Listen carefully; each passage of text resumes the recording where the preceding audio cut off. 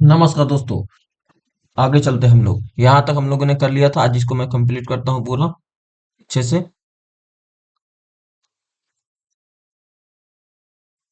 ठीक है, शुरू करते हैं। देखो, पहला क्वेश्चन पूछा गया है। यहाँ तक हम लोगों ने कर लिया था। फिर से रिपीट कर लेते हैं। देखो, ये पहला क्वेश्चन बोला गया है कि एक एक चुनाव सॉरी एक ऊंची इमारत से एक गेंद 9.8 मीटर पर सेकंड के समान त्वरण से गिराई जाती है। 3 सेकेंड बाद उसका वेग क्या होगा? देखो, जब गिराई जा रही है तो एक समय तो इनिशियल वेलोसिटी जीरो रहा होगा, और इसका वेलोसिटी कितना दिया हुआ ये एक्सेलरेशन कितना दिया हुआ? एक्सेलरेशन दिया हुआ 9.8 मीटर पर सेकेंड स्क्वायर। और टाइम कितना दिया हुआ है? टाइम दिया हुआ है 3 सेकेंड। 3 सेकेंड। तो एक फॉर्मूला आप जानते हो ना, v बराबर you plus eighty. You plus eighty, you तो जीरो है, जीरो है प्लस एटी। यहाँ से एटी निकाल लो तो एटी हो जाएगा 9.8 इंटू थ्री। थ्री के 24 के चार हाथ में दो, नौ तिया 27 और 29, तो 29.4 ये आंसर आएगा। ट्रिप्सिन्स एंजाइम ऐसा होता है जो, देखो ट्रिप्सिन्स की बात करते हैं सबसे पहले। देखो, सबसे पहले की हम बात करते हैं ना कि ये क्या करता है और कहाँ से कौन सा निकलता है। देखो, मैं बताता हूँ।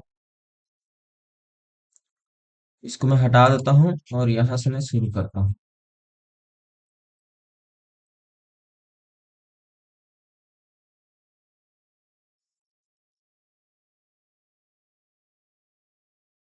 देखो, सबसे पहले समझते हैं कि क्या होती है। जो निकलती है ना, वो सबसे पहले हम लोग समझते हैं। जैसे ट्रिप्सिन्स की बात हो रही है, ट्रिप्सिन्स। तो ट्रिप्सिन्स जो होती है ना, वो क्या करती है? ट्रिप्सिन्स, ट्रिप्सिन्स, ट्रिप्सिन्स,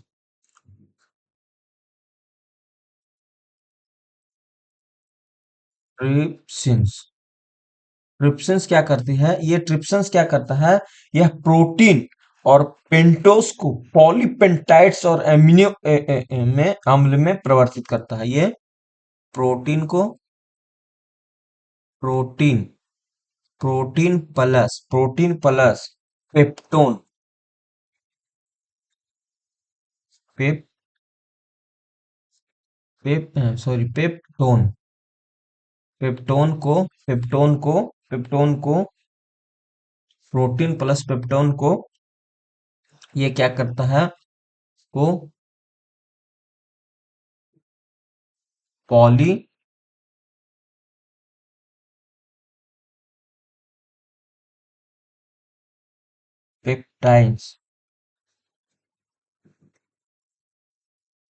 टाइम्स में था एमिनो अम्ल में,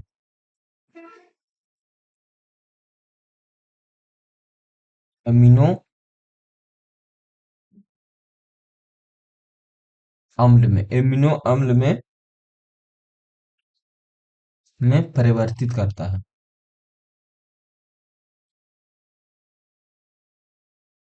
परिवर्तित करता है। ठीक है, ठीक है। देखो, ये ट्रिप्सिन्स जो होती है, ट्रिप्सिन्स जो होती है, ये प्रोटीन और पेप्टोन्स को, प्रोटीन्स और पेप्टोन्स को पॉलीपेप्टाइड्स में था एमिनो अम्ल में परिवर्तित करता है। ठीक है। तो देखो, अब क्या होती है? ये ट्रिप्सिन्स निकलता कहाँ से है, ये समझते हैं। ट्रिप्सिन्स का निकालना कहाँ? तो ये अग्नाशय से निकलता है। कहाँ से? अग्नाशय से, अग्नाशय से निकलता है। ठीक है, अग्नाशय से ये निकलता है। कहाँ से? अग्नाशय से।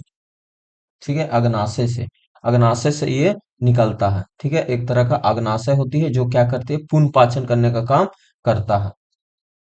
ठीक है, अग्नाशय से निकलता है, तो इसका आंसर क्या हो जाएगा?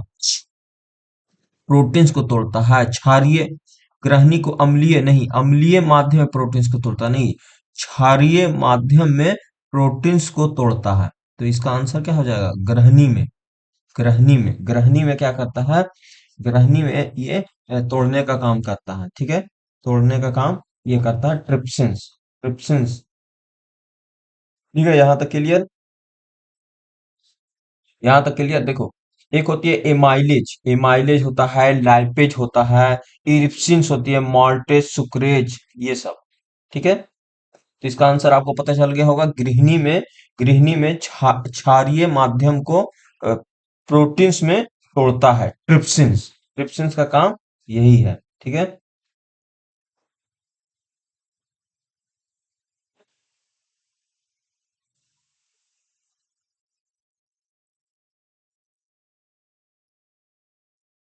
ठीक है, यहाँ तक क्लियर। तो ट्रिप्सिन्स का काम क्या है? गृहिणी में क्षारीय माध्यम को ये क्या करता है? देखो, ट्रिप्सिन्स क्या है ना, डाइजेस्टिव एंजाइम प्रोटीन्स को छोटे छोटे पार्ट्स में, पेप्टाइड्स में तोड़ता है। किसमें? पॉलीपेप्टाइड्स में तोड़ता है, पॉलीपेप्टाइड्स में ब्रेक कर देता है। और फिर क्या करता है? जो स्मॉल इंस्टाइन में जाके सक्रिय हो जाता है। कहां से निकलता है? ये पैंक्रियाज से निकलता है। कहां से? अगर आपसे पूछा जाएगा कि ट्रिप्सिन्स कहां से निकलता है, तो ये पैंक्रियाज से निकलता है। पैंक्रियाज में इनएक्टिव फॉर्म में बनता है, इसी को ट्रिप्सिन्स कहते हैं। फिर ट्रिप्सिन्स छोटी आंत में जाकर एक्टिव ट्रिप्सिन्स में हो जाता है। ठीक है, काम कैसे करता है? ट्रिप्सिन प्रोटीन को तोड़ने वाला एंजाइम है, जिसे प्रोटीज एंजाइम्स कहा जाता है। यह प्रोटीन को एमिनो एसिड की चेन में अलग अलग भागों में काटता है। एमिनो में अलग अलग भागों में ये काट देता है। ठीक है, समझ रहे हो?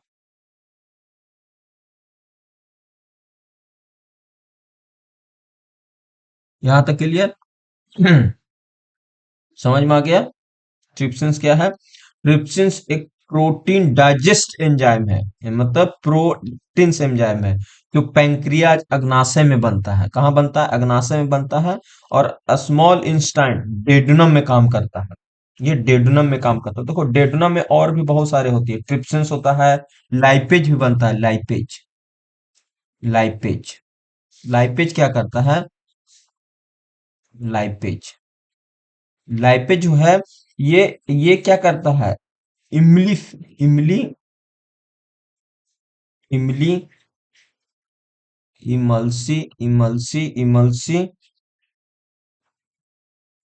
फाइड, इमल्सीफाइड, इमल्सीफाइड वसा, वसा, इमल्सीफाइड इमल्सीफाइड वसाओं को स्ट्रॉल, ग्लिसरीन, ग्लिसरीन तथा फैटी एसिड में, फैटी फैटी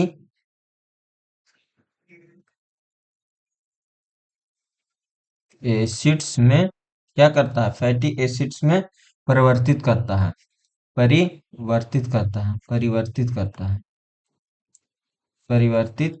करता है। ये है एमाइलेज का काम, सॉरी, लाइपेज का काम। लाइपेज क्या करता है? वसा को ग्लिसरॉल तथा फैटी एसिड्स में परिवर्तित करता है। ठीक है, ये है। और भी होती है। एमाइलेज क्या करता है ना, जो शर्करा होती है ना, शुगर में परिवर्तित करता है। तो इस तरह से ग्रहणी में ग्रहणी किसको बोला जाता है पता है? डेंड्रम को ग्रहणी बोला जाता है। जो ग्रहणी वाला पार्ट होता है, वही डेंड्रम होता है। ठीक है, इसका आंसर क्या हो जाएगा?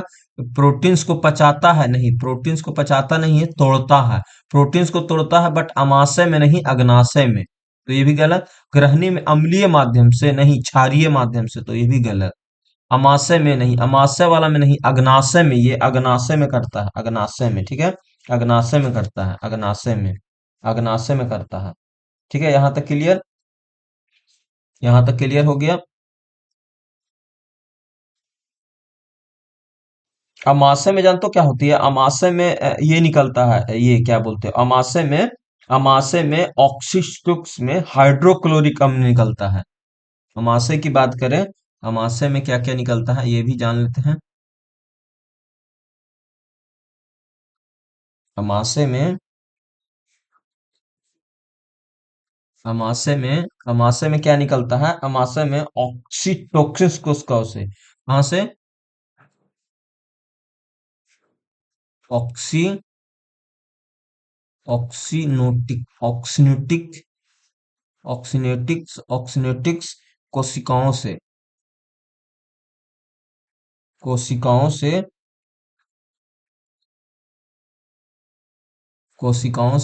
कोशिकाओं से कोशिकाओं से ये क्या निकलता है? हाइड्रोक्लोरिक अम्ल निकलता है, HCl निकलता है, HCl निकलता है, HCl जो भोजन के साथ आए हुए जीवाणुओं को नष्ट कर देता है और एंजाइम क्रिया को तीव्र कर देता है। हाइड्रोक्लोरिक अम्ल भोजन के माध्यम से अम्लीय बनाता है, जिससे लार टाइलिन की क्रिया समाप्त होती है। अमाशय से निकलने वाला जठर पेप्सिन भी है, पेप्सिन। और क्या क्या है? HCl निकलता है, देखो HCl निकलता है, प्लस पेप्सिन निकलता है, पेप्सिन पेप्सिन पेप्सिन पेप्सिन निकलता है, और रेनिन निकलता है, रेनिन रेनिन रेनिन निकलता है। ठीक है, पेप्सिन रेनिन निकलता है, ये निकलता है। ठीक है। पेप्सिन क्या करता है? प्रोटीन को खंडित कर सरल पदार्थों पेप्टोन्स में परिवर्तित कर देता है। पेप्टोन्स में परिवर्तित कर देता है, पेप्टोन्स में परिवर्तित करता है। और रेनिन दूध में घुली हुई प्रोटीन को कैल्सिजोनस, ठोस कैल्शियम रेन्स में बदल देता है। ठीक है, समझ रहे हो? तो इसका आंसर क्या हो जाएगा? सी हो जाएगा। यहां तक क्लियर? आगे चलते हैं।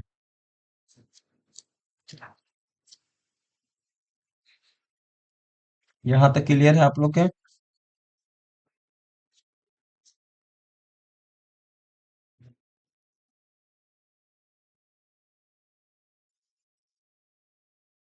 आगे चलते हैं। ठीक है, यहां तक आगे चलते हैं। अगला क्वेश्चन है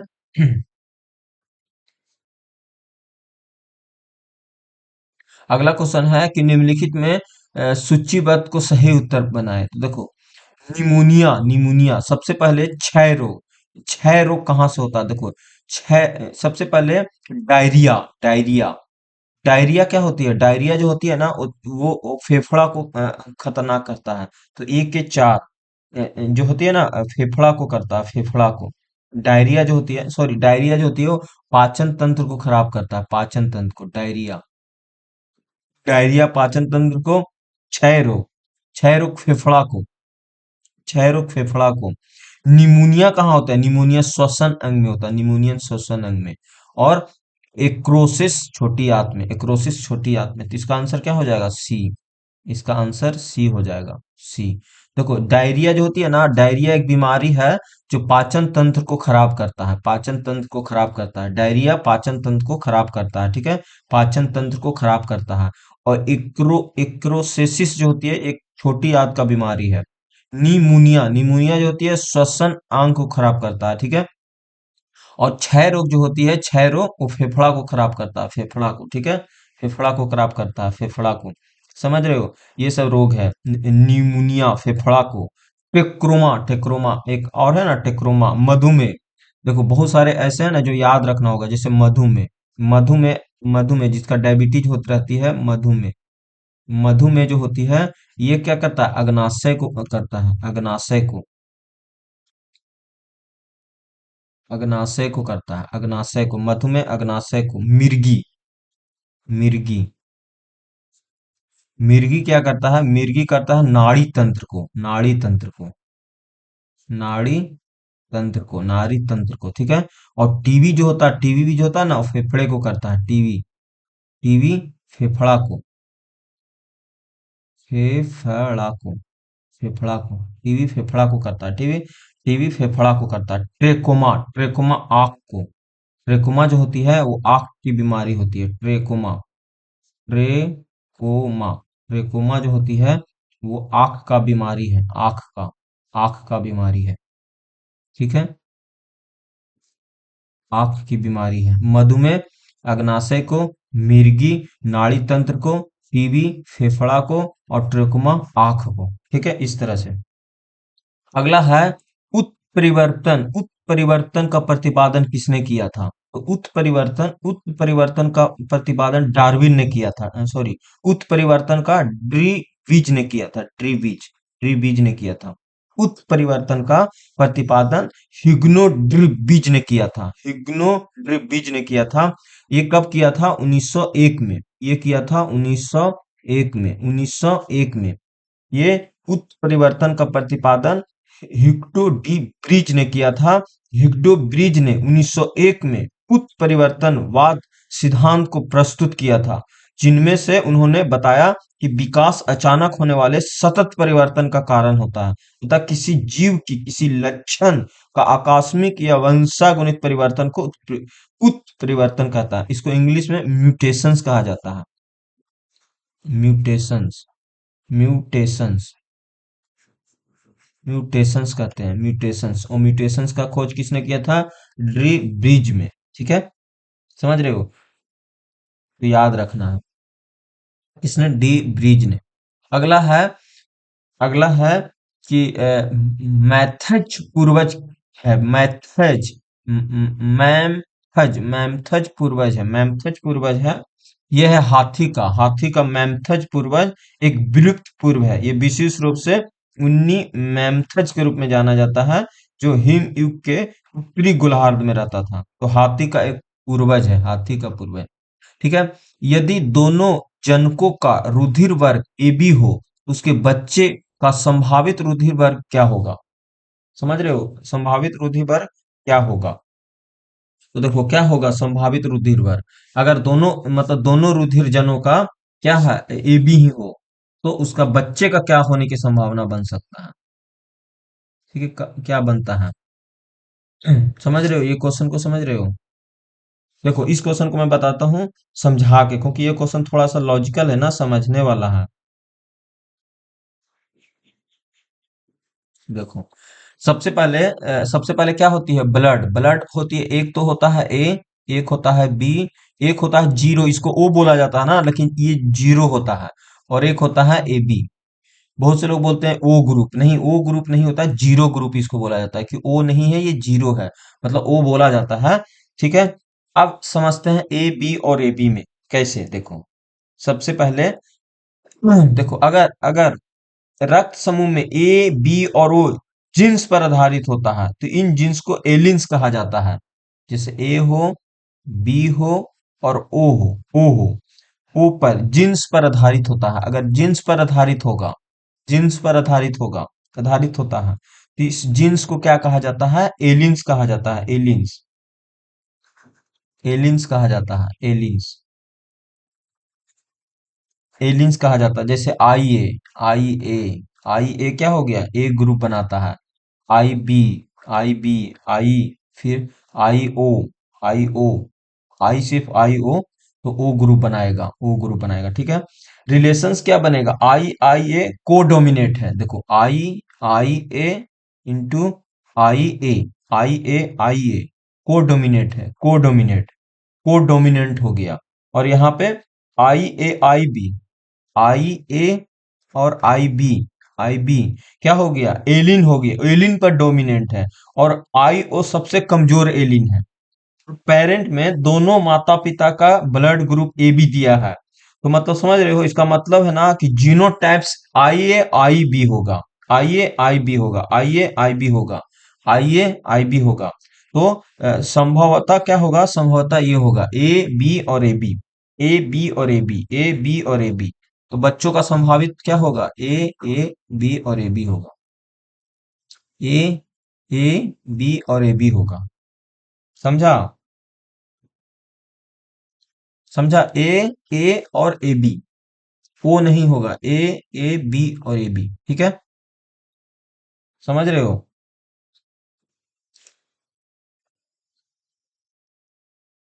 देखो ब्लड ग्रुप में एक ग्रुप वाले चीज ए फैक्टर भी होते हैं, और बी ग्रुप वाले बी फैक्टर होते हैं। तो ए बी का मतलब क्या हो जाएगा? ए प्लस बी। अब देखो ए बी देखो यहाँ पे क्या बोला गया है? ए बी है, ए बी है, ए बी। तो ए बी, तो ए बी मतलब अब देखना होगा कि ए बी और ए बी माता प्लस ए बी पिता, यही ना? ए बी माता, माता, और ए बी पिता, पिता। ए बी माता और ए बी पिता, दोनों के पास क्या है? ए फैक्टर और बी फैक्टर है। देख रहे हो? ए फैक्टर और बी फैक्टर है। जब बच्चा जब बच्चा बनता है, तो माता एक फैक्टर देती है और पिता एक फैक्टर देता है। देख रहे हो ना? दोनों के पास क्या है? ए फैक्टर और बी फैक्टर है, दोनों के पास है। देख रहे हो? इसके पास भी है, इसके पास, मतलब ए फैक्टर भी है, ए फैक्टर भी है, और बी फैक्टर भी है। किसके पास? फादर के पास भी और मदर के पास भी है, दोनों के पास भी ए फैक्टर है, बी फैक्टर है, ठीक है। अब चार संभावना बनेगी। केस से में क्या होगा? माता ने ए दिया और पिता ने भी ए दिया, तो ए ग्रुप बन जाएगा। समझना क्या क्या संभावना बन सकती है।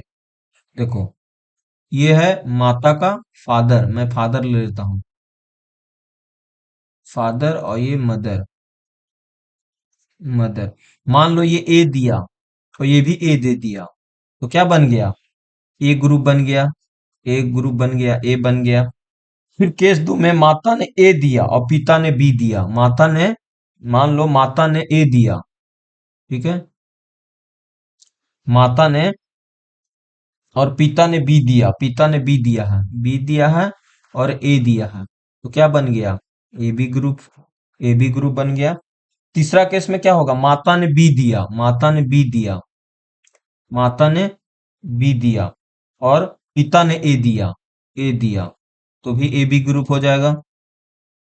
फिर है माता ने बी दिया, माता ने बी दिया, माता ने बी दिया और पिता ने भी बी दिया, तो क्या हो जाएगा? बी ग्रुप हो जाएगा। तो देख रहे हो ना, इतना केस बनने का संभावना। देखो कौन कौन सा ग्रुप बन सकता है, कौन कौन सा ग्रुप बन सकता है? ए, ए बी, ए बी और बी, यही संभावना बन सकता है अगर ए बी ग्रुप होगा तब। तो इसका आंसर क्या हो जाएगा? ओ तो आएगा ही नहीं, ओ कहां से आ जाएगा यहाँ? ए और बी नहीं, ए भी नहीं होगा, ए भी नहीं होगा, वो ए बी हो जाएगा। ए बी और ए बी ग्रुप बनेगा, तो इसका आंसर क्या हो जाएगा? समझ में आ गया? बहुत सिंपल तरीका से मैंने समझाया, देसी भाषा में, ठीक है। ऐसे केस को आप इजिली बना सकते हो कि अगर जनकों का दोनों जनकों का,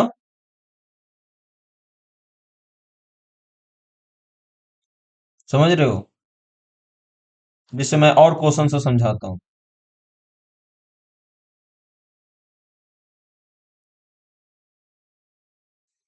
ये समझ में आ गया? देखो ए बी का, देखो ए बी मतलब समझ रहे हो ना?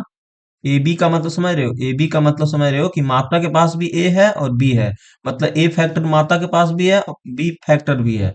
तो यही ना होगा ए और बी के बीच में, ए या तो पिता ए दे देगा और माता ए, तो ए ग्रुप हो जाएगा। पिता फादर ए बी, तो ए बी, फिर ए बी और बी तो बी हो जाएगा, ठीक है। बहुत सारे ऐसे क्वेश्चन होते हैं, जैसे और मैं क्वेश्चंस आपको समझाता हूँ। ऐसे क्वेश्चंस पूछे जाते हैं, लेकिन अच्छे क्वेश्चन होते हैं, अगर एक बार समझ में आ गया तो आप कर लोगे। जैसे देखो,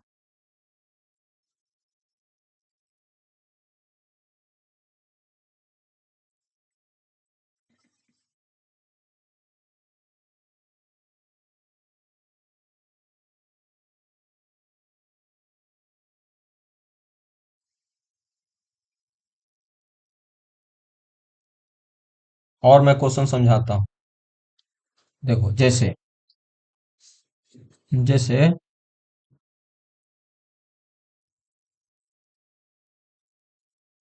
जैसे देखो, जैसे जैसे मान लो दोनों माता और पिता के पास ओ ग्रुप है, माता और पिता के पास ओ ग्रुप है, मतलब माता, माता प्लस पिता, पिता के पास ओ ग्रुप है, तो बच्चा को क्या संभावना बनेगी? बच्चा को क्या बनेगा? तो देखो, बच्चा को क्या बनेगा? बच्चा को सिर्फ, या तो देखो माता, माता ओ भी देगी और पिता ओ भी देगा, तो ओ हो जाएगा।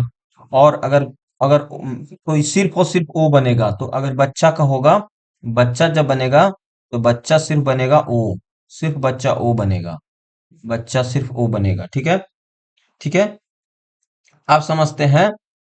आप समझते हैं? समझ रहे हो सब? आप समझ में आया?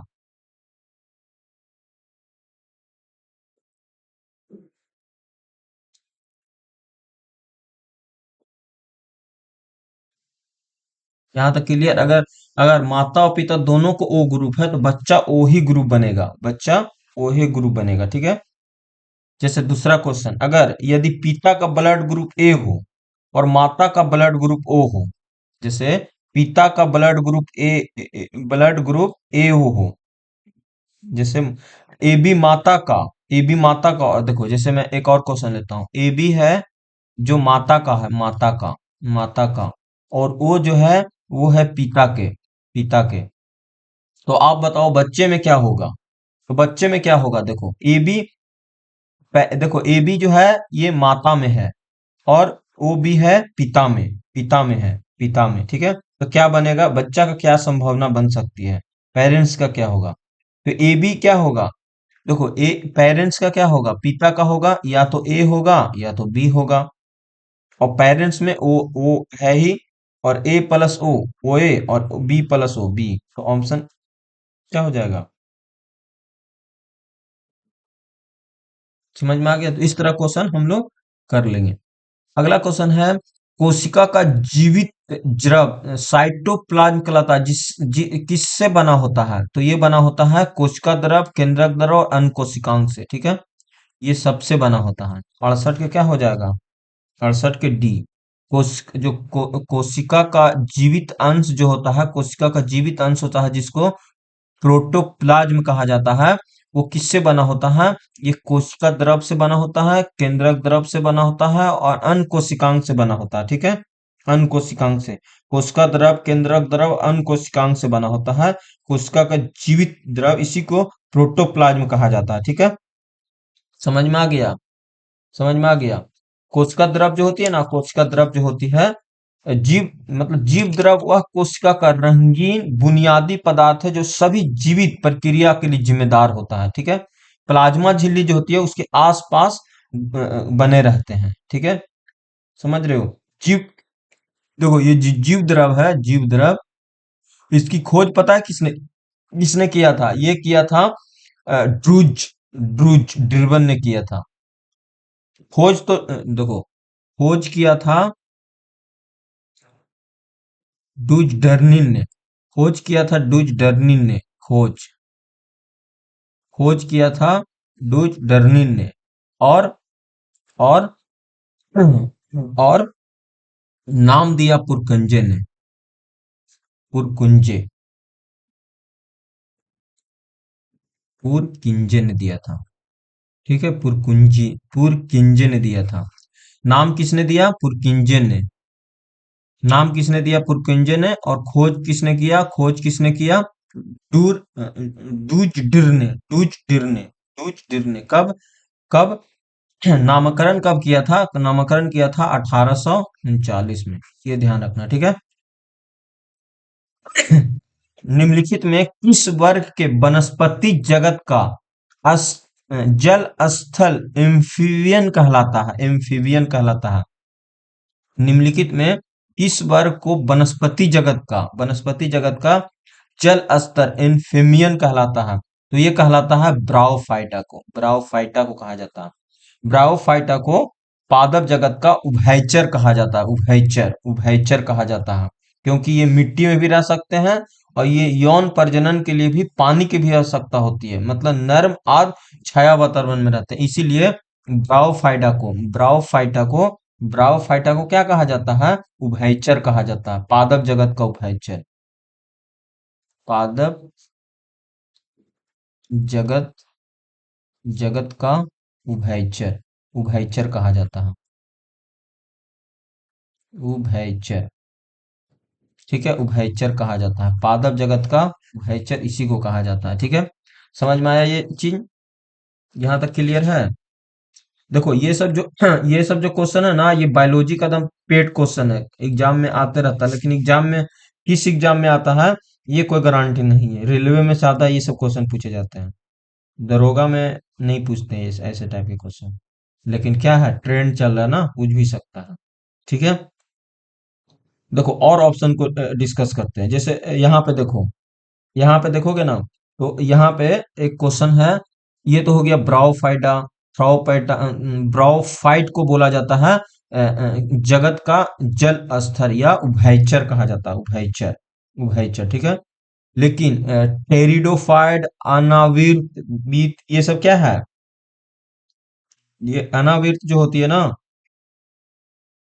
देखो यहाँ पे समझते हैं, देखो निम्नलिखित में देखो यहाँ पे समझते हैं, थाइलोफाइडा क्या होती है? थाइलोफाइडा जो होती है ना, वो सबसे सरल पादप समूह है, सबसे सरल पादप समूह है। इसकी शरीर जो होती है ना, वो थाइलस के रूप में होता है, यानी जड़, तना, पत्तियों में भेद नहीं मिलता। ये जल में पाए जाते हैं, जल में। जैसे शैवाल हो गया, फफूद हो गया, लाइकेन, ये सब क्या है? थाइलोफाइटा का एग्जाम्पल है। अगर आपसे पूछे थाइलोफाइटा क्या है, तो शैवाल, शैवाल हो गया, शैवाल हो गया, फफूद हो गया, फफूद हो गया, फिर लाइकेन, लाइकेन, लाइकेन हो गया। ये सब क्या है? ये सब आपका थाइलोफाइटा है। थाइलो इसकी इसकी विशेषता यही होती है कि ये वल्लुकरण उत्तक नहीं पाते हैं, मतलब लैंगिक और लैंगिक दोनों जनन का प्रजनन करते हैं, ठीक है। ये देखो, एक ऑप्शन में दिया हुआ है एंजियोस्पर्म, इसको बोला जाता है अनावृत्ति। ये सिर्फ बीजीय पौधा होते हैं, इसके बीज जो न होते हैं ना, नग्न होते हैं, मतलब इसमें फल नहीं बनते, इसमें फल नहीं बनते। पूछा जाता है इसमें फल नहीं बनते, इसमें फल नहीं बनता है, फल इसमें नहीं बनता है।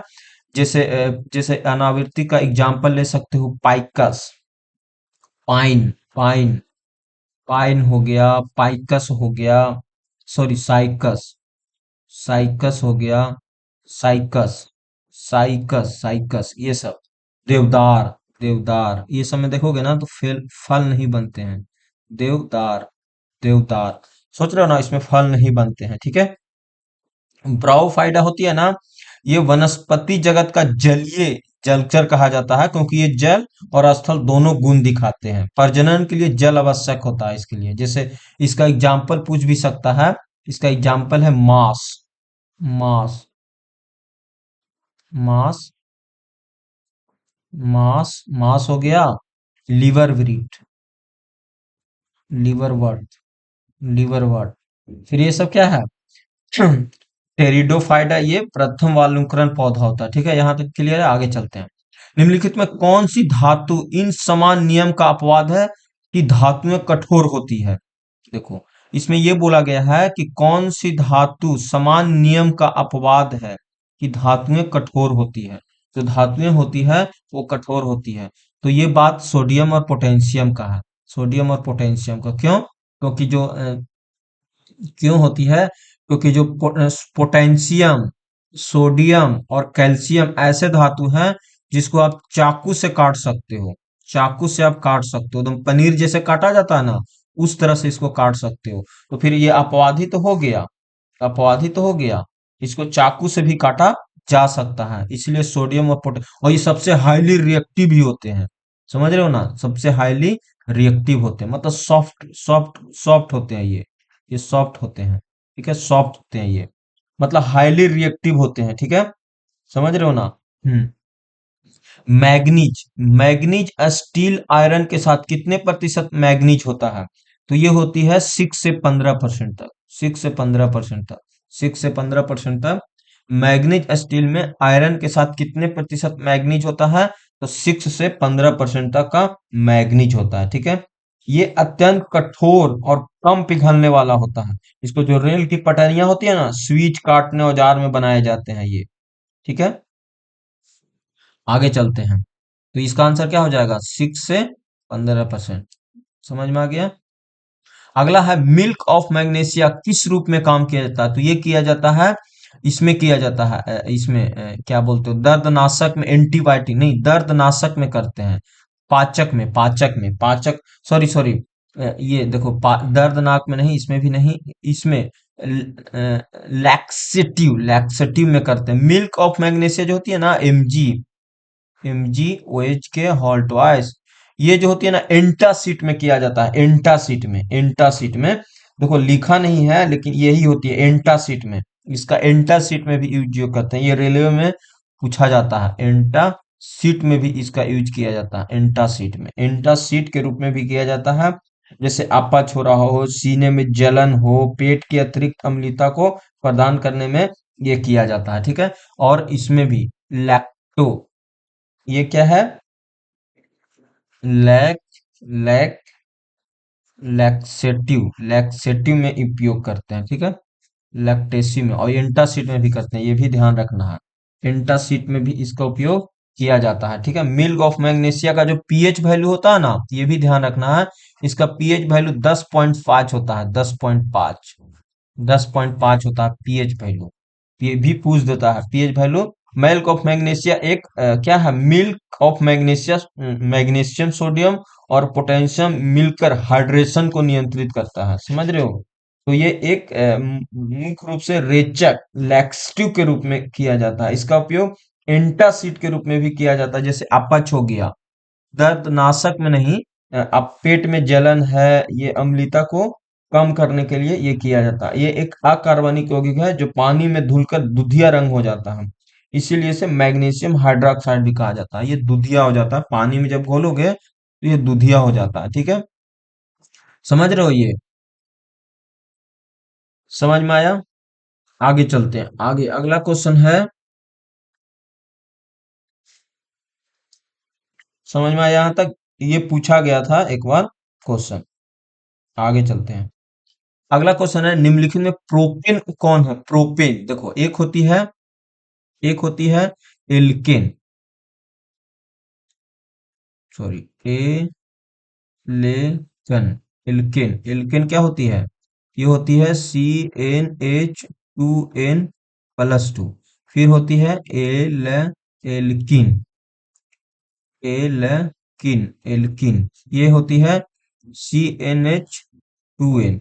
और एक होती है एल्काइन, एल्काइन, एल्काइन होती है CnH2n-2। अब एल्केन में प्रथम सदस्य क्या होती है, मीथेन, मीथित प्रूफ कार्बन है, तो यहाँ पे देखो तीन तीन रखो, तीन रखोगे तो क्या बन जाएगा, CH3 और 3 6 8, H8 हो जाएगा, C3H8, ये आंसर होगा। ठीक है, समझ में आ गया। डाल्टन, डाल्टन का सिद्धांत नियम आधारित है, ये आधारित है ये गति का संरक्षण नहीं, तापीय प्रभाव नहीं, रासायनिक संयोजन नहीं, रासायनिक संयोजन पे नहीं, ये द्रव्यमान संरक्षण पे आधारित है, द्रव्यमान संरक्षण पे। डाल्टन का जो सिद्धांत है ना, वो द्रव्यमान संरक्षण के नियम पर आधारित था। यह बताता है ना डाल्टन कि जब भी रासायनिक अभिक्रिया होगा तो द्रव्यमान को ना तो हम बना सकते हैं और ना ही नष्ट कर सकते हैं, मतलब ना तो क्रिएट कर सकते हैं और ना ही खत्म किया जा सकता है, ये है। जहाज निर्माण के उद्योग में किस मिश्र धातु का उपयोग किया जाता है, सबसे ज्यादा, सबसे किया जाता है मृज मेटल का, मृज मेटल का, ये ध्यान रखना है कि जो जहाज का निर्माण होती है उसमें मृज मेटल का सबसे ज्यादा उपयोग किया जाता है, मृज मेटल। मृज मेटल में कॉपर भी होती है, जिंक होता है, कॉपर होता है, जिंक होता है, ये मिश्र धातु से बना होता है। कॉपर जो होती है, कॉपर, कॉपर का मात्रा 60% होता है, और जिंक का मात्रा, ये कॉपर 60% और जिंक 40% होता है। ठीक है, ये होती है, समझ रहे हो। म्यूज मेटल को अल्फा बीटा पित्तल मिश्र धातु, इसमें पित्तल धातु के भी नाम से जाना जाता है। एक है देखो German silver, German silver, German silver जो होती है ना, इसमें होती है कॉपर होती है, कॉपर होती है, जिंक होता है, कॉपर होता है, जिंक होता है, और निकेल होता है, ये ध्यान रखना है। सिल्वर नाम है लेकिन यहाँ सिल्वर नहीं होता है। ठीक है, कॉपर निकल। एक है मोनल मेटल, देखो मोनल मेटल में क्या होती है, मोनल मेटल में निकेल होता है, निकेल होता है और कॉपर होता है, निकेल कॉपर की बनी होती है। ठीक है, एक है रोज मेटल, रोज मेटल, रोज मेटल जो होती है इसमें क्या होती है, बिस्मथ होता है, बिस्मथ होता है और लेड होता है, पीबी, पीबी होता है, पीबी, पीबी होता है और एसएन होता है, पीबी और एसएन होता है। ठीक है, यहां तक क्लियर। जिप्सम्स का रासायनिक सूत्र क्या होती है, जिप्सम्स का रासायनिक सूत्र होता है, जिप्सम्स का रासायनिक सूत्र होता है CaSO4 2H2O, CaSO4 2H। ये पेरिस ऑफ प्लास्टर है, ये जो देख रहे हो ना, ये पेरिस ऑफ प्लास्टर है। जिप्सम्स का रासायनिक सूत्र होता है CaSO4 2H2O, जिप्सम्स का रासायनिक सूत्र यही होता है। इसे सेमी हाइड्रेट, सॉरी, ये तो पेरिस ऑफ प्लास्टर का सूत्र हो गया ना, CaSO4 2H2 होता है। ठीक है, इसका कैल्शियम सल्फेट डाइहाइड्रेट कहा जाता है। ठीक है, जिप्सम्स का उपयोग सीमेंट, पेपर और उत्पादन में किया जाता है। भारतीय वायुसेना का आदर्श वाक्य क्या है, आदर्श वाक्य है नम स्रव दीप्त, नम, नभ स्रव दीप्त। नम स्रव दीप्त का मतलब होता है कि नम स्रव दीप्त का मतलब होता है आसमान को स्पर्श दीप्ति के साथ। ये है वायुसेना की स्थापना हुआ था। वायुसेना की अगर मैं स्थापना की बात करूं तो ये हुआ था 8 अक्टूबर 1932 को। 8 अक्टूबर 1932 को किया गया था। मुख्यालय कहाँ है? दिल्ली में। दिल्ली में मुख्यालय है। और भी देखो पूछा जाता है। ये तो वायुसेना का पूछा गया ना, पूछ देता है वायुसेना का। तो नव स्प्रित दिवस भारतीय नौसेना का है। भारतीय नौसेना का। भारतीय थल सेना का है सेवा स्मारका धर्म। सेवा स्मारका धर्म। देखो ये जो है ना, ये देख रहे हो, ये देख रहे हो, ये सौर दृढ़ कम निष्ठा कर्म निष्ठा कर्म कर्म कर्म निष्ठा, ये है भारतीय तिब्बत पुलिस। भारत तिब्बत सीमा पुलिस। तिब्बत। भारत तिब्बत। भारत तिब्बत। भारत तिब्बत का है, ठीक है। एकता और अनुशासन। एकता और अनुशासन यह है नेशनल कैडर कोर का। यह है नेशनल कैडर कोर का। नेशनल कैडर कोड का। कैडर कोर का। नेशनल कैडर कोर का, ठीक है। नेशनल कैडर कोर का है। नेशनल कैडर कोर का, ठीक है। असम राइफल का मुख्यालय कहाँ है? असम राइफल का मुख्यालय है शिलोंग में। असम राइफल का मुख्यालय शिलोंग में है। असम राइफल का मुख्यालय शिलोंग में है। ये क्या है? ये एक भारत म्यांमार सीमा वाला जो है ना एरिया, और सीमा चाइना सीमा के सुरक्षा को असम राइफल द्वारा ही किया जाता है, जो पूर्वी क्षेत्र वाला है। ये एक प्राचीनतम अर्धसैनिक बल है। इसकी इसकी स्थापना हुआ था 1835 में। कब? 1835 में। 1835 में किया गया था इसकी स्थापना, ठीक है। इसमें 46 बटालियन है। इसकी मेन प्रमुख शहर गुवाहाटी है, और ये इधर है तो शिलोंग। अम्बेडकर स्टेडियम। अम्बेडकर अम्बेडकर स्टेडियम में कौन सा खेल खेला जाता है? अम्बेडकर स्टेडियम में कौन सा खेल खेला जाता है? तो जनरली फुटबॉल खेला जाता है। फुटबॉल। अम्बेडकर स्टेडियम में जनरली फुटबॉल खेला जाता है। अम्बेडकर स्टेडियम में जनरली क्या खेला जाता है? फुटबॉल। जैसे इंडियन गार्डन में देखोगे क्रिकेट। इंदिरा गांधी स्टेडियम में, क्योंकि ये इंडोर गेम है ना, तो दिल्ली में नेशनल स्टेडियम में हॉकी, ठीक है। तो इस तरह से अम्बेडकर स्टेडियम में फुटबॉल खेला जाता है। भारत के मध्य से होकर गुजरने वाली रेखा को क्या कहा जाता है?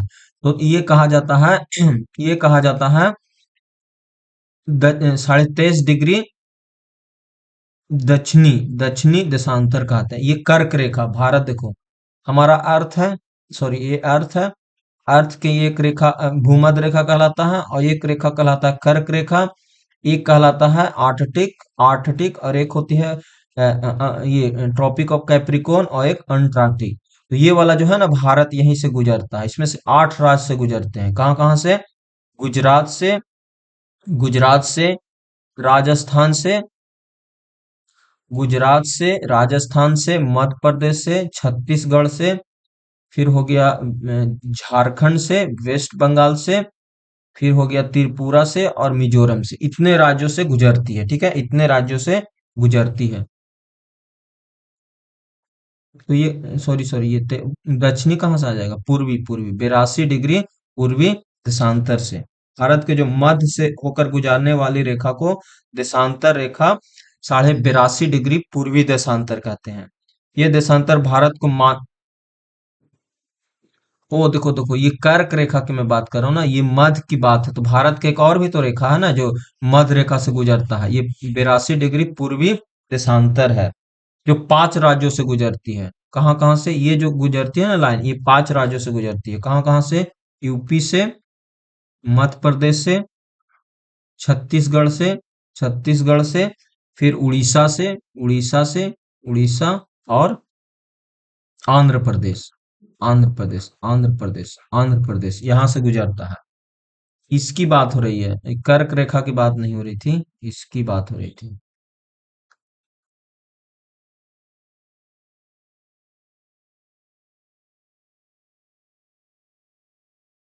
इसकी बात हो रही थी, इसकी। ये वाला जो लाइन है ना, ये वाला, ये लाइन की बात हो रही थी, ये वाली लाइन।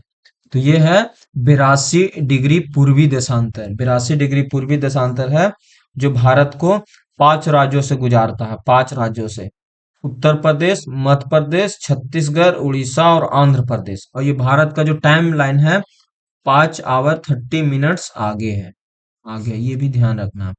और जो कर्क रेखा है ना वो उत्तरी अक्षांश पे है, उत्तरी अक्षांश पे। उत्तरी अक्षांश यहाँ तो था भी नहीं, उत्तरी अक्षांश। उत्तरी अक्षांश है जो भारत को लगभग दो भागों में बांटता है। और कितने राज्यों से? गुजरात, राजस्थान, मध्य प्रदेश, छत्तीसगढ़, झारखंड, वेस्ट बंगाल, त्रिपुरा और मिजोरम से। ठीक है। पूर्वी घाट, पूर्वी घाट पर्वत की निम्नलिखित पहाड़ियों में कौन सी पहाड़ी तमिलनाडु में नहीं है? तमिलनाडु में नहीं है तो ये है नल्ला मलाई की पहाड़ी। नल्ला मलाई की पहाड़ी जो है ना वो तमिलनाडु में स्थित नहीं है। नल्ला मलाई की पहाड़ी तमिलनाडु में नहीं है। ये तेलंगाना और आंध्र प्रदेश में है। ये तेलंग तेलंगाना तेलंगाना और आंध्र प्रदेश में है। ये आंध्र प्रदेश में है, ठीक है, आंध्र प्रदेश में है। पंचामलाई की पहाड़ी तमिलनाडु में है। सिरुमली की पहाड़ी तमिलनाडु में है। और शिवराय की पहाड़ी सब तमिलनाडु में है। सब तमिलनाडु में, ठीक है, सब तमिलनाडु में है, ठीक है। समझ रहे हो? वहां तक क्लियर?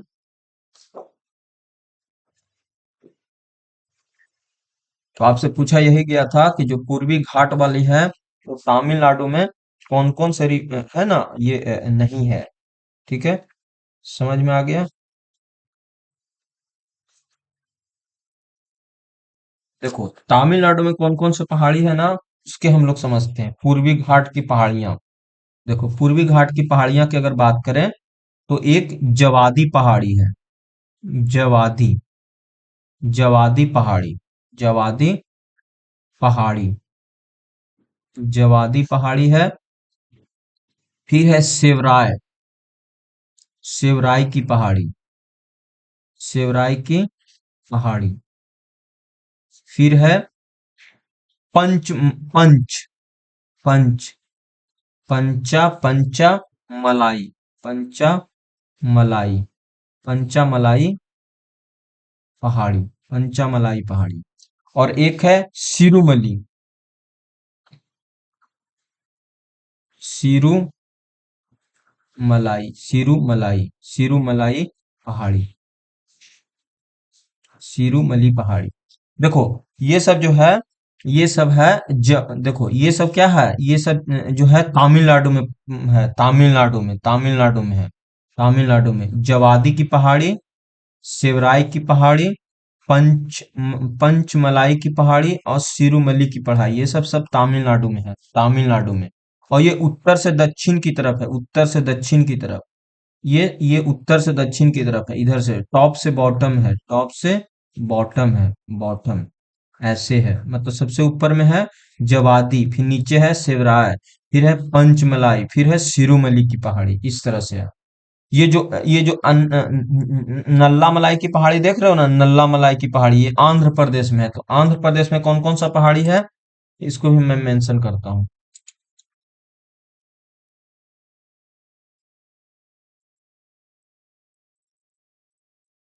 ठीक है, इसको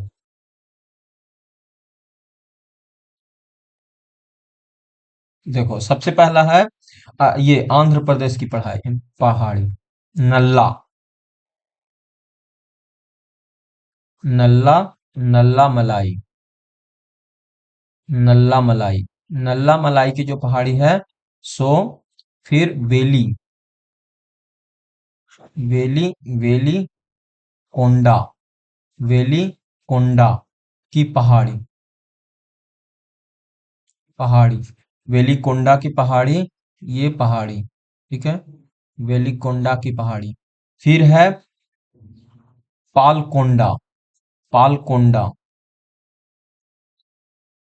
पालकोंडा की पहाड़ी, कोंडा की पहाड़ी।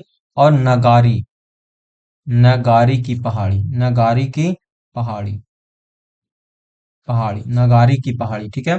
नल्ला मलाई की पहाड़ी, वेली कोंडा की पहाड़ी और पालकोंडा की पहाड़ी और नगारी की पहाड़ी, ये सब आंध्र प्रदेश में है, आंध्र प्रदेश में, ठीक है, आंध्र प्रदेश में पाया जाता है ये। आंध्र प्रदेश में ये पाया जाता है, ठीक है, समझ रहे हो? तो यहां तक समझ में आ गया होगा। अगला क्वेश्चन है, निम्नलिखित में किस नदी पर मिलन कन्नौज के निकट गंगा नदी से मिलती है? किस निम्नलिखित में किस नदी का मिलन जो होती है वो कन्नौज के निकट गंगा नदी से मिलती है? तो पता है ये है रामगंगा। कौन सा? रामगंगा। रामगंगा जो रामगंगा रिवर है ना, रामगंगा का मिलन कन्नौज के निकट गंगा नदी से मिलती है। रामगंगा जो है ये निकलती है निकट कुमायूं हिमालय के गढ़वाल की पहाड़ियों से निकलती है, ठीक है। और ये 600 किलोमीटर, सॉरी 600 किलोमीटर तक ये जाती है, 600 किलोमीटर तक जाती है। इसका अफवाह तंत्र है, ठीक है, समझ रहे हो। विश्व की सबसे अधिक ऊंचाई पर स्थित बाघ का संरक्षित कौन है? विश्व की सबसे अधिक ऊंचाई पर विश्व की सबसे अधिक ऊंचाई पर कौन सा क्षेत्र है? विश्व की सबसे अधिक ऊंचाई पे है नामदफा। ये अरुणाचल प्रदेश में है। नामदफा कहाँ है? अरुणाचल प्रदेश में, ठीक है। नामदफा जो है ये अरुणाचल प्रदेश का है, सबसे ऊंचा पे है नामदफा। विश्व की सबसे अधिक ऊंचाई बाघ स्थित क्षेत्र है नामदफा। यह क्षेत्रफल की दृष्टि से सबसे बड़ा और नल्ला मलाई पहाड़ी के नागा अर्जुन के आंध्र प्रदेश में है। मतलब समझ रहे हो, नामदफा।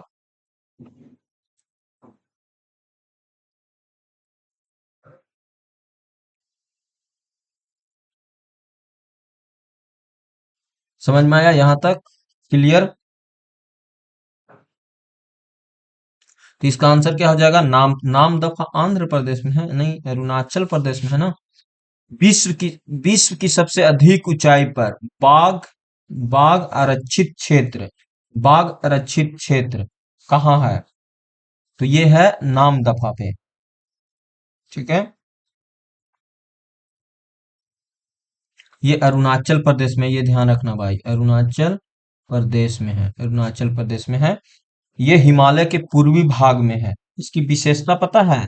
लगभग समुद्र तल से 200 से 4000 मीटर ऊंचाई तक फैला है। इसमें 3 तरह के बिल्ली टाइगर रहते हैं, बंगाल टाइगर, हिम तेंदुआ, साधारण तेंदुआ रहते हैं, ठीक है। क्षेत्रफल की दृष्टि से भारत का सबसे बड़ा आरक्षित क्षेत्र नल्ला मलाई की जो पहाड़ी है ना, नागा अर्जुन सागर श्री स्लम, क्षेत्रफल की दृष्टि से सबसे बड़ा नहीं पूछा है, सबसे ऊंचाई पर पूछा है, सबसे ऊंचाई पर पूछा है, समझ रहे हो। तो ये ध्यान रखना। क्षेत्रफल की दृष्टि से अगर देखोगे ना, भारत का सबसे बड़ा बाघ आरक्षित क्षेत्र है, सबसे बड़ा पूछा जाएगा। और भी क्षेत्रफल की दृष्टि से तो ये है नल्ला मलाई। नल्ला नल्ला मलाई नल्ला मलाई पहाड़ियों में नागा, नल्ला मलाई जो पहाड़ी है ना, पहाड़ी पहाड़ी जो है, नल्ला मलाई पहाड़ी कहाँ पे है? आंध्र प्रदेश में। वहीं पे एक है नागा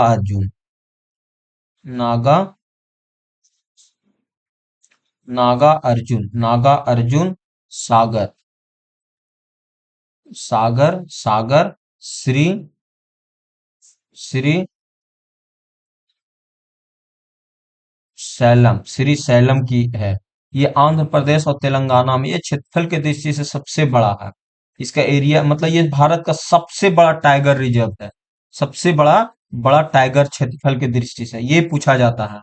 देखो ऊंचाई पे अगर पूछे तो नामदफा ऊंचाई पे नामदफा।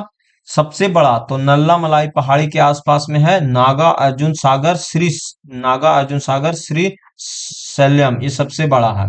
और भारत में सर्वाधिक भाग घनत्व वाला आरक्षित क्षेत्र है तो यह है जिम कार्बेट। डेंसिटी में अगर पूछे, डेंसिटी में जिम कार्बेट है सर्वाधिक बाघ घनत्व वाला, यहाँ सबसे ज्यादा बाघ रहते हैं। बाघ घनत्व घनत्व सबसे ज्यादा, ठीक है। मतलब क्यों सबसे ज्यादा बाघ घनत्व है? क्योंकि ये घना जंगल है, उपयुक्त है, इसीलिए और सबसे पुराना भी है, ये पुराना भी है, ठीक है, इसीलिए। तो समझ में आ गया ना। सबसे अधिक ऊंचाई पर तो नामदफा, सबसे अधिक ऊंचाई पर तो नामदफा।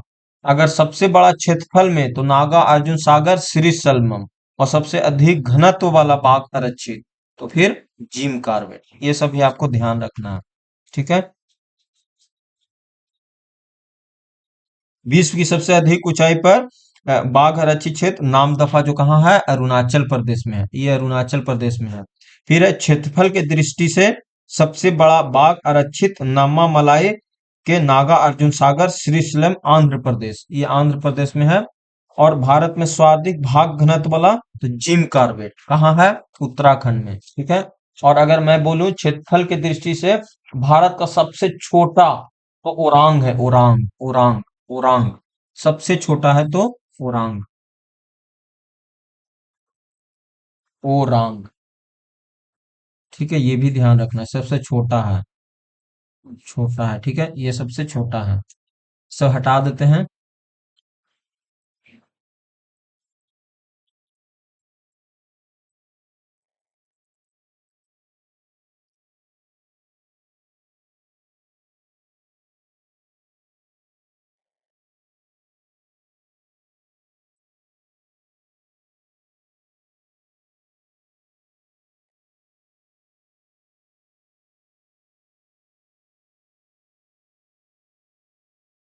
ठीक है, यहां तक चलते हैं।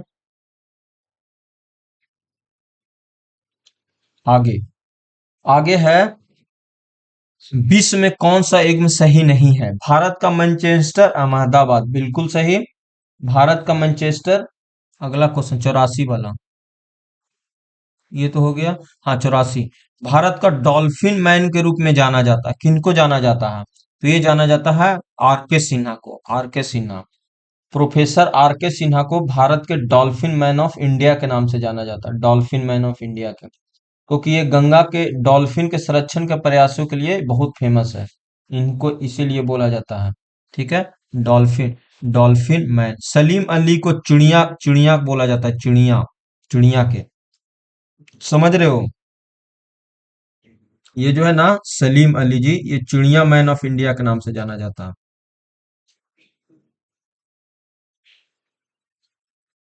ठीक है,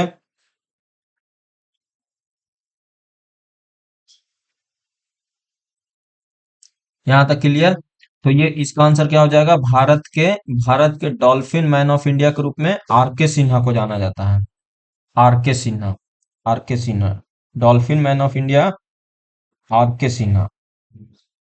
देखो आर के सिन्हा कौन है, ये भारतीय एक आईपीएस अधिकारी थे। कौन थे ये एक आईएफएस अधिकारी थे, आईएफएस फॉरेस्ट अधिकारी थे। ये जो गंगा नदी के डॉल्फिन थे ना, उनके संरक्षण में काफी इन्होंने योगदान दिया है। जैसे बिहार के विक्रम गैंगटिंग डॉल्फिन अभयारण्य के संरक्षण में इन्होंने बहुत योगदान दिया। मतलब इन्होंने गंगा डॉल्फिन बचाने के लिए बहुत सारे अभियान चलाया, जैसे इंडियन डॉल्फिन मैन, इसीलिए इनको कहा जाता है। ये जो ऑप्शन देख रहे हो ना, कैलाश सखला, कैलाश सखला, ये बोला जाता है टाइगर मैन ऑफ इंडिया। इनको बोला जाता है tiger, tiger man of India, tiger man of India, tiger man of India कहा जाता है इनको, कैलाश सखला को। सलीम अली जो है ना, ये बर्ड ऑफ इंडिया कहा जाता है, इनको बर्ड ऑफ इंडिया कहते हैं। ये इनको कहा जाता है बर्ड, बर्ड ऑफ इंडिया, इनको बर्ड ऑफ इंडिया कहा जाता है, बर्ड ऑफ इंडिया कहते हैं। ठीक है। फिर ये जो देख रहे हो ना, ये अजय देसाई, अजय देसाई भी है। ये इनको बोला जाता है elephant of India, elephant of India, elephant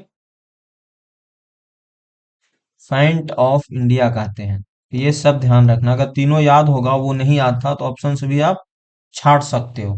Kailash Sankhla tiger man of India, Salim Ali bird of India, R K Sinha Bharat के डॉल्फिन मैन ऑफ इंडिया, और Ajay Desai elephant man of India. ठीक है। भारत का मैनचेस्टर किसको कहते हैं, बिल्कुल भारत के मैनचेस्टर कहा जाता है, ये कहा जाता है अहमदाबाद को। दक्षिण का मैनचेस्टर कोविंटर को, और उत्तर भारत का मैनचेस्टर कानपुर को। ये सब सही है, ये सही है, ये सही है, ये सही है। पूर्व का बॉस्टन मुंबई को नहीं कहते हैं, पूर्व का बॉस्टन कहा जाता है, ये पूर्व का बॉस्टन अहमदाबाद को कहा जाता है, अहमदाबाद को, अहमदाबाद को, अहमदाबाद को कहते हैं, अहमदाबाद को कहा जाता है। ठीक है। अहमदाबाद को ही पूर्व का बोस्टन कहा जाता है। भारत को कॉटोपोलिस मुंबई को कहा जाता है। कपास नगरी यवंतमाल को कहा जाता है। टेक्सटाइल सिटी सूरत। बुनकरों का शहर पानीपत। बुनकरों का शहर पानीपत। बुनकरों का शहर पानीपत। तो ये सब समझ में आ गया होगा। भारत के dolphin man are K Sinha.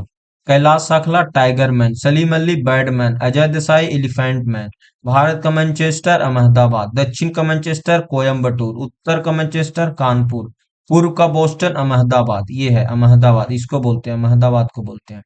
निम्नलिखित स्थानों में कौन सा लौह अयस्क खनन क्षेत्र नहीं है?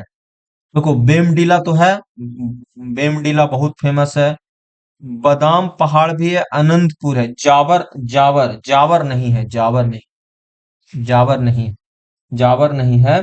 ये जावर जो है ना, ये लौह अयस्क के लिए फेमस है। लौह अयस्क के लिए, लौह अयस्क के लिए फेमस है, लौह अयस्क के लिए, ठीक है। जावर की जो खाने हैं ना, जस्ता सीसा के लिए फेमस है, ठीक है। ये है, समझ में आ गया। उड़ीसा के देखो, ये सब देख रहे हो ना, बादाम पहाड़, बेमडिला और अनंतपुर, सब उड़ीसा में है, सब उड़ीसा में है। बादाम पहाड़ छत्तीसगढ़ का, सॉरी सॉरी, बेमडिला छत्तीसगढ़ में है और आंध्र प्रदेश में। तो ये सब क्या है, लौह अयस्क के लिए। लेकिन ये निम्नलिखित में कौन नहीं है लॉ इसके के लिए? तो जावर। जावर जो है ना, जावर की खाने जस्ता, सॉरी, ये सब जस्ता, जस्ता के लिए है, सॉरी मैंने गलत लिख दिया। जस्ता के लिए ये है, जस्ता। जस्ता और जिंग के लिए फेमस है, सीसा के लिए, सीसा के लिए फेमस है, ठीक है। समझ रहे हो? जावर, जावर उदयपुर। जावर के खाने जस्ता और सीसा के लिए फेमस है, ठीक है। समझ में आया? यहाँ तक क्लियर? अगला है निम्नलिखित भूतापीय ऊर्जा निम्नलिखित में कौन सा सम्मिलित नहीं है? तुंगा घाटी बिल्कुल लद्दाख में है। सूरज कुंड हरियाणा में है। ताप्ती उड़ीसा में है। मनकन हिमाचल प्रदेश में है। नहीं, सूरज कुंड हरियाणा में नहीं है। सूरज कुंड जो है ना, वो झारखंड के हजारीबाग जिला में है। ये गलत है, ये गलत है। ताप्तानी उड़ीसा में है और मणिकर हिमाचल प्रदेश में है और पुंगा घाटी लद्दाख में है। ये सब सही है, समझ रहे हो? ये सब सही है। 87 का क्वेश्चन में देखोगे तो ये सब सही है। ज्योग्राफी वाला क्वेश्चन, ज्योग्राफी वाला जो है ना, उसको और अच्छे से करना होगा क्योंकि ज्योग्राफी में क्वेश्चन ऐसे ही पूछा जाएगा, ठीक है। तो भारत में भूतापीय ऊर्जा संबंध निम्नलिखित में कौन सा नहीं है? तो पुंगा घाटी लद्दाख में सही है, सही है। सूरज कुंड कहाँ है? हरियाणा में नहीं है। तो सूरज कुंड हरियाणा में नहीं है। ये है, ये कहाँ पड़ता है? ये पड़ता है हजारीबाग, झारखंड के हजारीबाग जिला में है जारी, है जारी बाग में है। हजारीबाग में है, ठीक है, हजारीबाग। ठीक है। पुंगा घाटी लद्दाख में बिल्कुल सही है, एक जियोथर्मल फील्ड है पुंगा घाटी। गर्म झरने, सल्फर की गंध, कीचड़ ज्वालामुखी मिलती है, ठीक है। ये भूतापीय क्षेत्र है, भूतापीय क्षेत्र है। तपमानी उड़ीसा में सही है, तपमानी उड़ीसा में सही है। मल्लिकन हिमाचल प्रदेश में सही है, ठीक है। मालको स्थापित है, मालको कहाँ स्थापित है? मालको स्थापित है मेटूर में, मेटूर में, मेटूर में है। ये एक अल्मुनियम कंपनी है मालको, जो तमिलनाडु के मेटूर में स्थित है, ठीक है। ये अल्मुनियम कारखाने को जल विद्युत मेटूर परियोजना और बॉक्साइट जो सेवराई की पहाड़ियों से प्राप्त होता है ना, ये है। मालको को इटली के सहयोग से स्थापित किया गया था, इटली के सहयोग से, इटली की, इटली के सहयोग से स्थापित किया गया था, इटली के सहयोग से स्थापित किया गया था, ठीक है।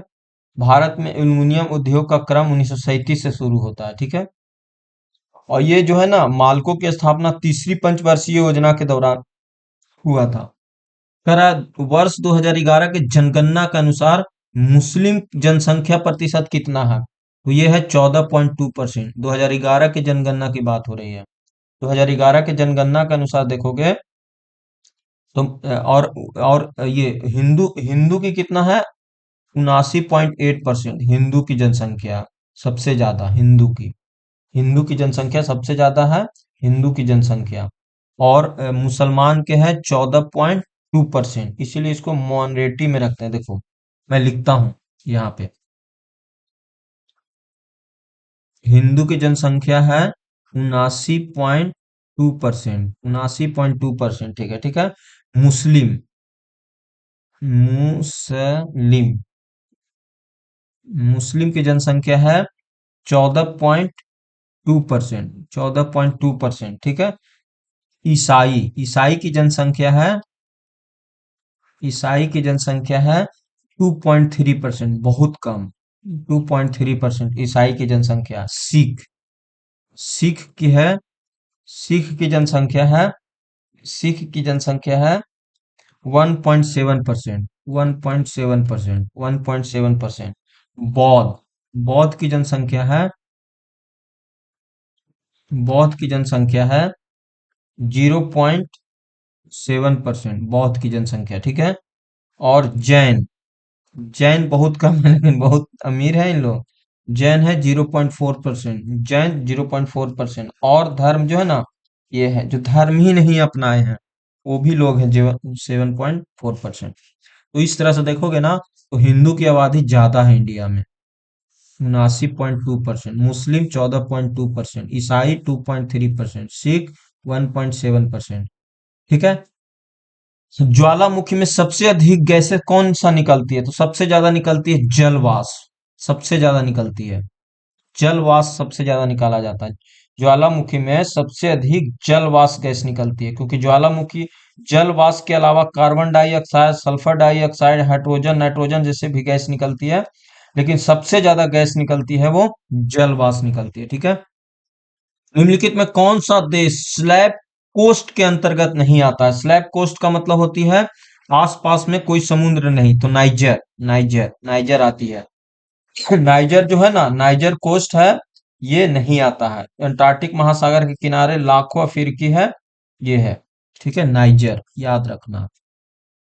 माँ और पुत्री की कुल आयु 60 वर्ष है, उसकी आयु के बीच का अंतर 30 वर्ष है। तो माँ की आयु देखो, माँ प्लस डॉटर, माँ और डॉटर की कुल आयु 60 वर्ष है, और उसके अंतर जो है वो है 30 वर्ष। तो ये गया 2m बराबर 90, तो m बराबर 45। तो माँ तो नहीं माँ मिल गया 45 साल का। ठीक है। बहुत सिंपल क्वेश्चन था। अगला क्वेश्चन है कि ये माइनस प्लस और 10 को आपस में बदलने पर कौन सा सही समीकरण बनेगा? तो देखो, सबसे पहले 30 और 5, तो 30 और डिवाइड कर रहे हैं, डिवाइड है, 5 को 10 बना दे रहे हैं, 10 बना दे रहे हैं, और मल्टीप्लाई को डिवाइड बना दे रहे हैं, और 10 को 5 बना दिया जा रहा है। तो ये हो जाएगा 300 60। क्या आ रहा है? 60 नहीं, गलत है। फिर है 30, 30 भागा भागा 5, और गुना गुना गुना गुना 10, 10 गुना 10, क्योंकि 5 को 10 बनाया जा रहा है। तो ये कितना हो जाएगा? 6 गुने 10, 60। सही है, बी। निम्नलिखित में कितने आयत हैं? आयत देखो कितने हैं। देखो एक चीज समझना, जो वर्ग होती है वो भी आयत होती है, तो आयत वर्ग को काउंट करना। ठीक है। तो देखो, सबसे पहले समझते हैं। देखो एक एक आयत, नहीं नहीं नहीं, पीछे कहाँ किया जी? पीछे नहीं। देखो एक, एक, दो, तीन, चार, चार, और एक 5, और एक 6, 6 हो गए। 6 तो हो गए। अब देखो इंक्लूड करते हैं 6।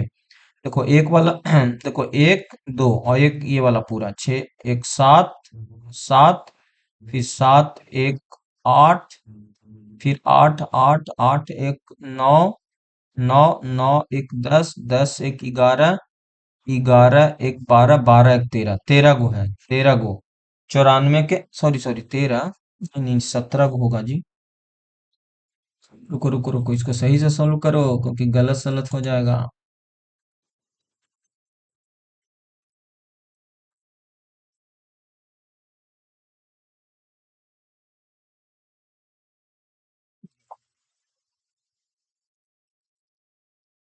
गिनते हैं।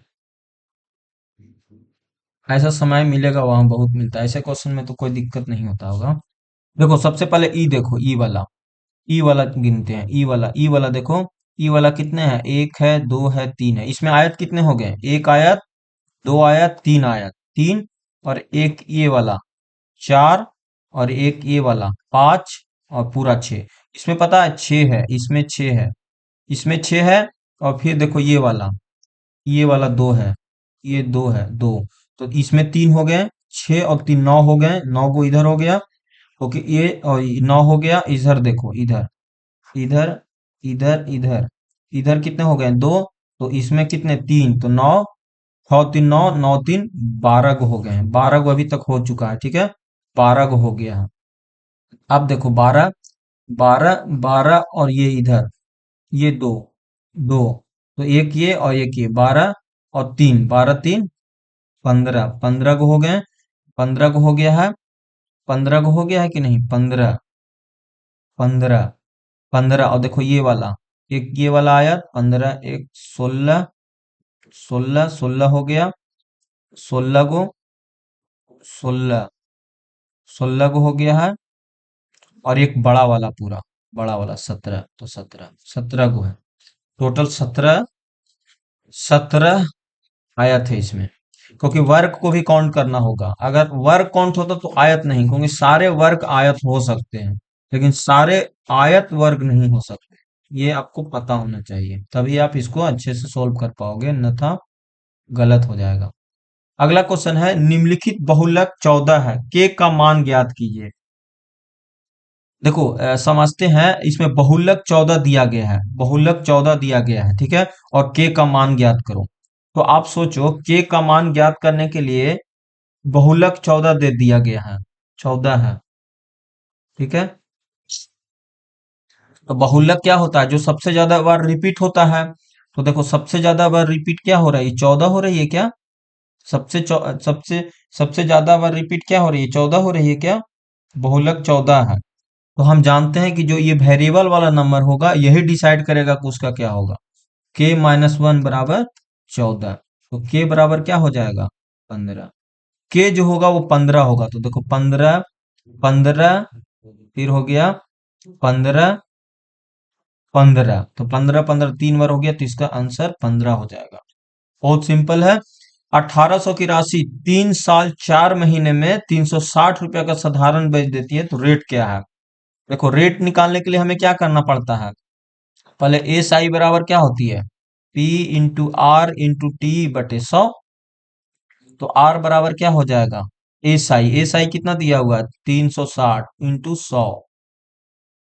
पी कितना दिया हुआ है, पी दिया हुआ है 1800, 1800। टाइम की बात करें तो 3 साल 4 महीने, 3 + 4 बटे 12, तो 3 + 1 बटे 3, 3 × 3 = 9, 9 × 1 = 10, 10/3, तो 10 10/3, समझ रहे हो, 10/3, 10/3, तो इधर 3 से ऊपर चला जाएगा 3, तो ये 10 से गया, 10 से ये 10 गया, फिर ये 0 से 0 गया, और ये 0 से ये 0 गया, और ये 2 से 2 गया, तो 6%, 6%, ठीक है। आगे का क्वेश्चन है,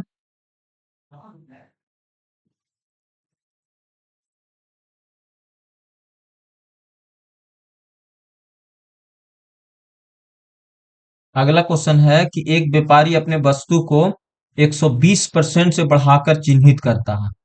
बहुत सिंपल क्वेश्चन है ये। देखो मतलब ना, मतलब 100 का चीज था, 120 ऐड कर दो, 120 ऐड कर दो, तो कितना हो जाएगा, 0 2 2, 220 कर दिया। एक 100 का चीज 220 में बेच रहा है, ठीक है, चिन्हित करता है, और 30% का छूट भी देता है, 30% का छूट देता है, मतलब 70 में बेच रहा है वो, 70 में बेच रहा है, ठीक है, बेचने दो। यदि लागत मूल 750 रुपया है, तो विक्रय मूल्य क्या होगा। लागत मूल मतलब सीपी जो है ना, वो इतना है, ठीक है। ये सीपी है, ये सीपी है, सीपी, सीपी, और ये एमपी था, एमपी था, तो ये से ये कट गया, ये से ये कट गया। 7 दूनी 14, 7 दूनी 14, एक 15, 1540 था, 100, देखो, क्वेश्चन में बोला गया है कि 775 है, 750 है बटे 100 इंटू 1540। ये से ये गया, ये से ये गया, अब मल्टीप्लाई कर दो। हम्म, तो विक्रयमूल्य पूछा है जी, विक्रयमूल्य पूछ दिया। रुको रुको। देखो, एक व्यापारी अपनी वस्तु को 120 बढ़ाकर चिन्हित करता है, मतलब एक वस्तु जो है अपनी मूल्य को 120 में बढ़ा दे रहा है, मतलब क्या है, 120 बढ़ा रहा है। मतलब 100 का सामान जो था वो कितना में बेच रहा है, 220 में। ठीक है, 220 में बेच रहा है।